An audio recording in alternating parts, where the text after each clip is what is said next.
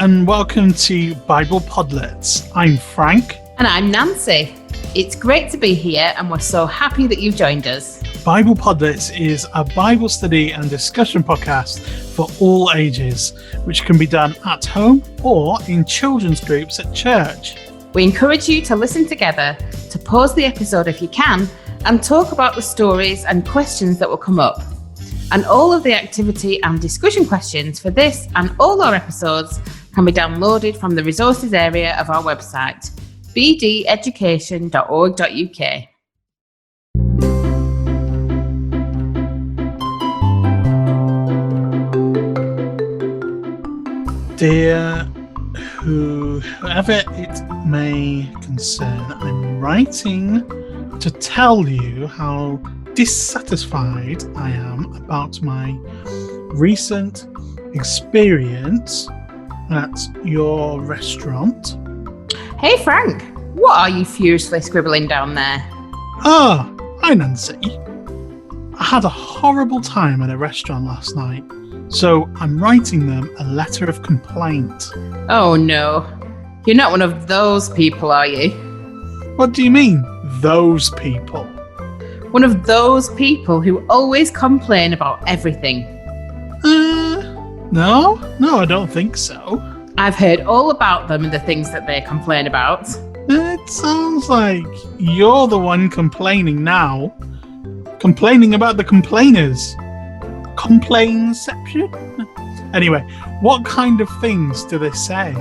Well, I've got some examples actually of things that people on holiday have made complaints about, and some of them are pretty ridiculous. So I'm going to read some of them out to you now.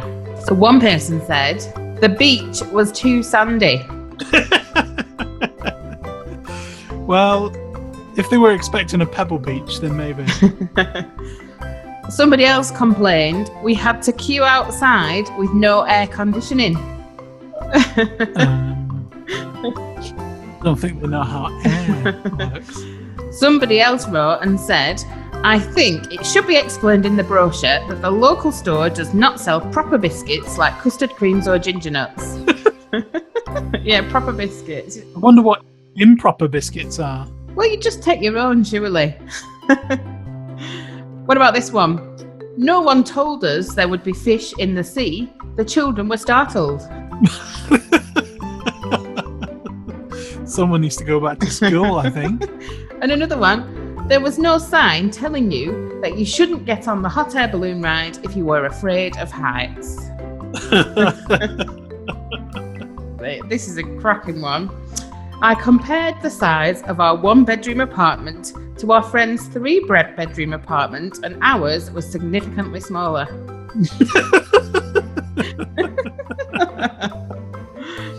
I'm going to share one last one. I was bitten by a mosquito. No one said they could bite.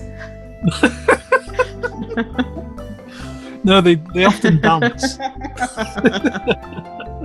Well, I think it's safe to say that I'm not one of those people. They must really love to complain if they are grumbling about those silly little things. I think you're right, Frank. And funnily enough, our Bible story today is about someone who got into trouble by complaining. I wonder who that is. Let's listen to our news story today to find out.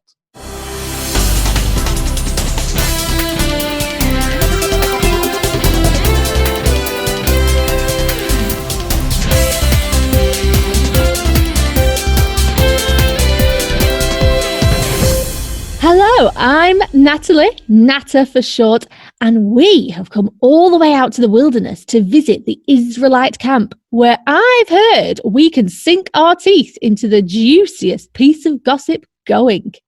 Apparently, there has been a bit of a power struggle between Israel's sibling leadership. Rumour has it that Miriam and Aaron attempted to take over Moses' leadership, but Moses used his magic staff to give her leprosy. Miriam is now healed and due back into camp after a 7-day time out. And we are going to try and talk with her about what she plans to do to get her own back. In fact, I can see her just now. Miriam, hun, it's me, Natta from Glossy Gossy Show.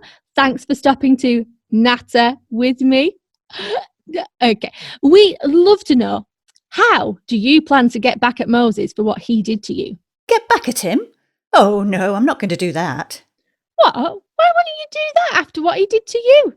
Moses didn't do that to me. It was a punishment from God, but it's taught me a valuable lesson. Oh, what's that? To be happy with the position of authority that God has given me. You see, I thought that I was just as important as Moses because of my position as a leader and a prophet. And maybe I saw myself as even more important, because without me helping to save his life, Moses wouldn't actually be here. You saved Moses' life? What happened? It happened just after he was born. Remember when the Pharaoh of Egypt tried to kill all the Jewish baby boys? Well, our mother made a basket and floated Moses down the river inside it to try and keep him safe. Eventually, he was found by Pharaoh's daughter, and she decided to adopt him into Pharaoh's family. I had been watching and said to Pharaoh's daughter that I could find someone to care for Moses whilst he was a baby, and she agreed. This meant that Moses could be returned to our mother, where he lived safely until he was older. So, in a way, I helped save his life. Oh, hon, that was incredibly brave of you. So, you said you are a leader. What kind of leader are you then?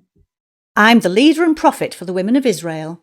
I help to lead them and teach them whilst my brothers lead the men. This woman must have some gossip I can write about. So, Miriam, can you tell me some more about your past? Well, you have to remember that I've seen God do amazing things over the years. I witnessed how God saved us from Egypt and how he has provided for us.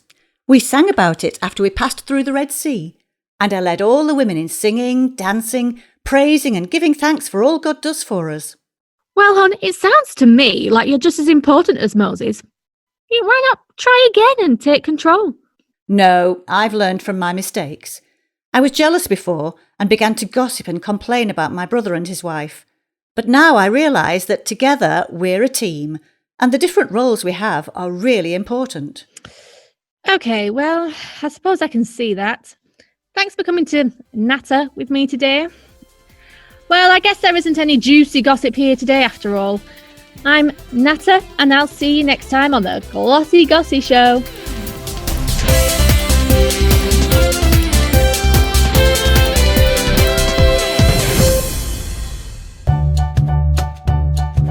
What a remarkable story. We're going to talk together about what we've heard, and we're going to ask some questions. And we'd encourage you to pause the podcast if you can and talk about your answers together. As we heard in our news today, this episode is all about someone we've already heard mentioned in episode 1 of this series of Bible Podlets, someone called Miriam. Miriam was Moses' older sister, and you may remember that the people of Israel were slaves to Egypt and that the Pharaoh didn't like them. He even tried to kill all of the Israelite baby boys. But Moses' mother couldn't bear for her baby son to be killed, so she made a basket and put Moses inside of it. She put it in the River Nile and let him float away, trusting that God would keep him safe. Here's our first question for today. What did Miriam do when her mother put Moses' basket in the river? The question again, what did Miriam do when her mother put Moses' basket in the river? Please pause the podcast and talk about this together, and then press play when you're ready to carry on. Miriam followed the basket along the river as it floated away, keeping out of sight as she watched. Eventually, the basket was found by Pharaoh's daughter, who wanted to adopt Moses as her own son. Miriam was brave and approached the princess. She asked if she could get a Hebrew woman to look after the baby for her, and Pharaoh's daughter agreed. So Miriam fetched her mother, and Moses grew up with his own family until he was old enough to go and live with Pharaoh's daughter as a prince of Egypt. Miriam had helped to save her brother's life. We all know what happened to Moses after that. And if you don't, you can always listen to episode 1 of this series to find out. So, now we have to fast forward. What was that? It was a fast forward sound, because we did a fast forward. Oh, we don't really need sound effects, Frank. Okay, Nancy. Anyway, the next time the Bible mentions Miriam, it was when the Israelites had finally escaped Egypt by walking through the Red Sea. Yeah, although she wasn't mentioned in the Bible specifically, Miriam would have seen for herself all of the amazing things God did through both of her brothers, Aaron and Moses. After they had safely crossed to the other side of the Red Sea, Moses sings a song of praise to God. We've arrived at our next question. What did Miriam do after Moses sang, and why did she do it? The question again, what did Miriam do after Moses sang, and why did she do it? Please pause the podcast and talk about this together. Then press play when you're ready to carry on. After Moses had sang a song thanking God for saving his people, Miriam sang a song too. She led all of the women in singing thanks and praise to God. The Bible tells us at this point that Miriam was a prophet. A prophet is someone that God speaks to, normally through dreams or visions, and it's their job to share God's messages with the people.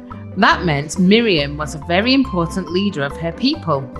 In those times, women were considered less important than men, but Miriam became a leader of the women of Israel and helped them understand God's teaching and what God was saying to them. After years of faithfully serving God in a special role, Miriam started to complain.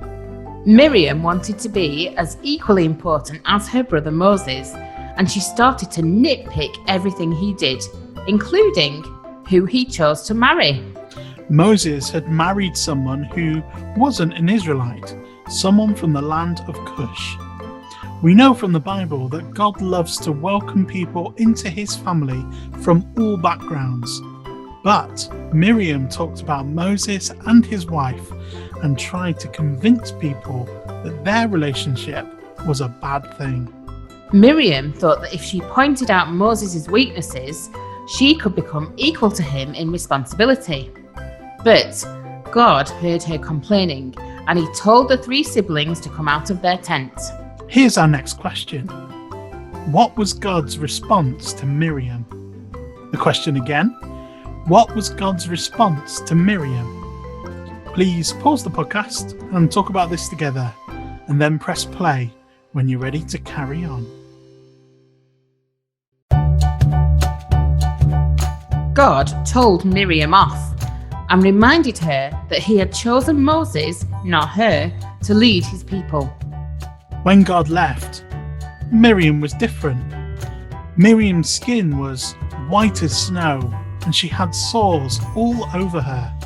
Because the disease is easily passed on to other people, she had to leave the community and live outside of the camp.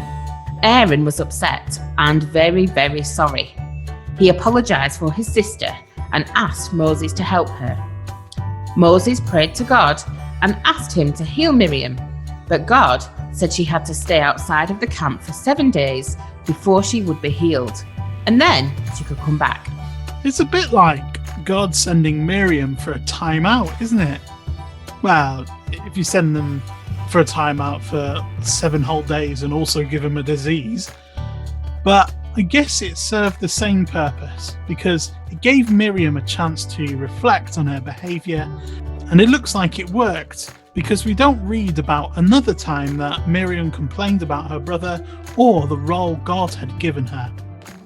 Here's our last question for today. What can we learn from this story? The question again, what can we learn from this story?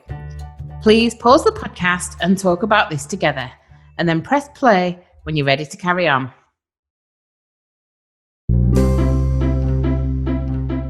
We learn from Miriam's story that we should be satisfied with the job God gives us to do, because God knows what he's doing and he doesn't make mistakes. And we are called to work together as part of one big team. Miriam wanted more responsibility than God had given her, because in her heart, she believed she was of equal importance to Moses. But every job God gives us is for a very important reason. And no one job is greater than another, even if it seems that someone else's is viewed as more important than yours. Being thankful is always the best way of doing what God has given us to do. Do you sometimes have a poor attitude to the things that God asks you to do? Maybe you even complain about it. If you do, then ask God to help you to be thankful for the job He has given you to do, and know that when you do it, you are part of a great big team.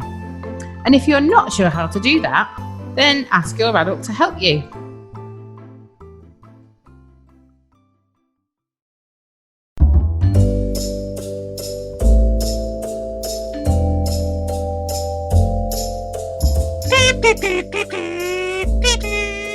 Hey Frank.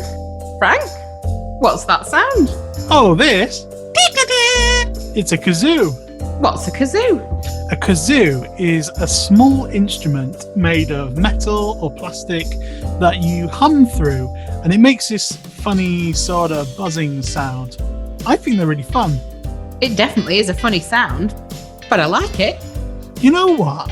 Our story today had a song in it. I think we can use the kazoo in our game today. Oh, that sounds fun. What shall we do?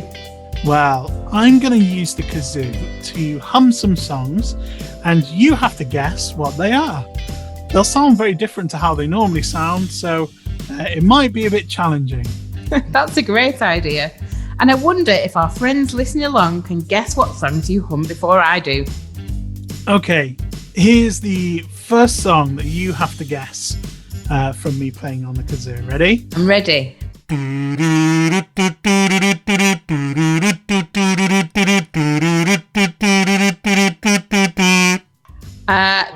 That definitely sounds familiar. I think that was Baby Shark. You are right. Yay! Very good. Well done. Okay, the second one. Let's see what you think. Okay.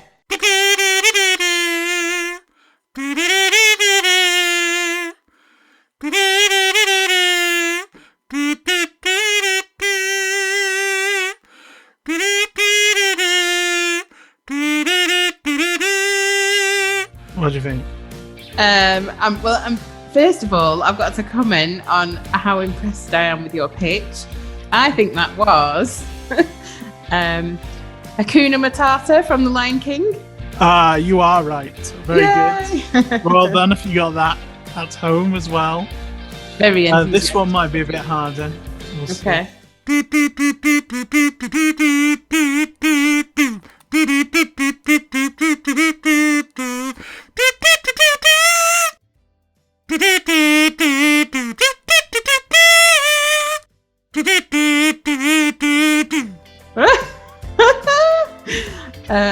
I really have no idea. Really? No, I don't have a clue. Oh, I bet people at home are like, what? Oh, they'll be shouting out the answers. They must be. Okay, it was Can't Stop the Feeling from the... Oh, of course. Yeah. It was. I've got it. I can hear it now. Yeah. Expertly played, I would say. Okay, here's the last one. Let's do one more, yeah. One more.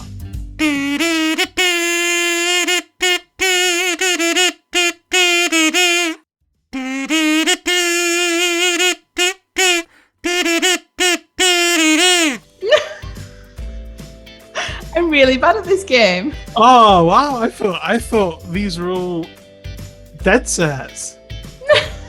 I really don't have a clue. I'm obviously not in tune with the kazoo tones. That'd be a really good name for a band, you know, the Kazoo Tones. Maybe we should start that up. That was Happy by Pharrell Williams. Okay, yeah. Yeah, it was. Maybe if I played the kazoo myself, I would be more in tune with the tunes. It was really fun though, and actually maybe I need to go out and buy my own kazoo. And then we can form the Kazoo Tones. Yeah. Bible Podlet's in-house band. Yeah. Unlike any other band you've ever heard before. Definitely unlike anything you've ever heard before. I wonder, how did you get on at home with guessing all the songs? I'm sure that you did better than Nancy. And I wonder what you thought about all the crazy complaints we heard about at the beginning of our episode. You can tell us via our social media accounts. We are on Facebook at BDBE Updates and on Twitter at BDB of E.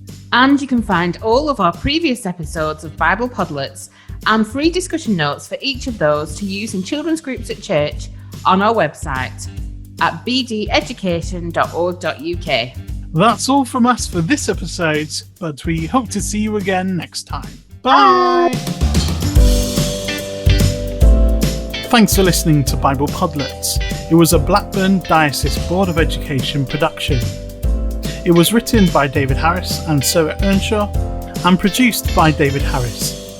It was voiced by Sarah Earnshaw, Lindsay Wright and David Harris, with additional voices by Hilary Wilby. Bible Podlets is a free resource. For more resources, connect with us on social media, on Facebook at BDBE Updates, on Twitter at BDBOV, or on our website bdeducation.org.uk.